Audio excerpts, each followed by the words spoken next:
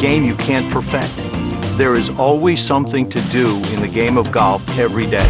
As a football player, you want to be consistent. Now you get out here in the game of golf and you find out you're not. And it becomes very frustrating. Don't go right, stay there.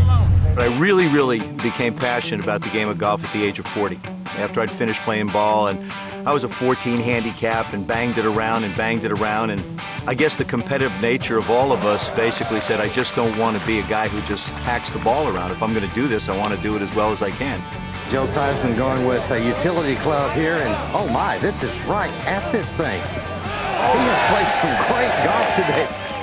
I made a commitment at the age of 40 to try and really go out and learn how to play the game.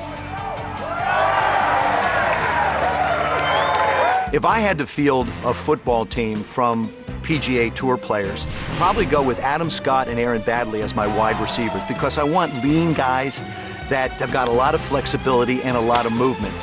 Ernie Els would definitely be my tight end, and I'd want to use him down around the goal line so that I could throw fades to him and let him go up and go get it. I like Boo Weekley as my running back because I want him in the huddle to have some fun. You have to have a little fun during the huddle. Plus, he's a bigger bodied guy.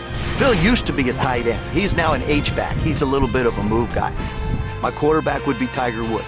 Mentally, I think that's the toughest thing to play and the toughest position to play is mental toughness, and he's certainly shown great mettle there. As far as the offensive line goes, I've got to go to the Champions Tour where I would actually have Roger Maltby and Craig Stadler as my two guards. It'd be tough to find a center. You really have to convince somebody to bend over and let them put your hands on their rear end, and I just don't know many guys would let me have that happen at the tours.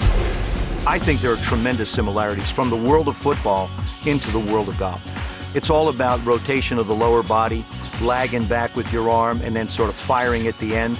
That has to do with balance, it has to do with accuracy, it has to do with turning your shoulders, it has to getting your belly button towards the target. In the game of football, everything is reactionary. I don't have time to think.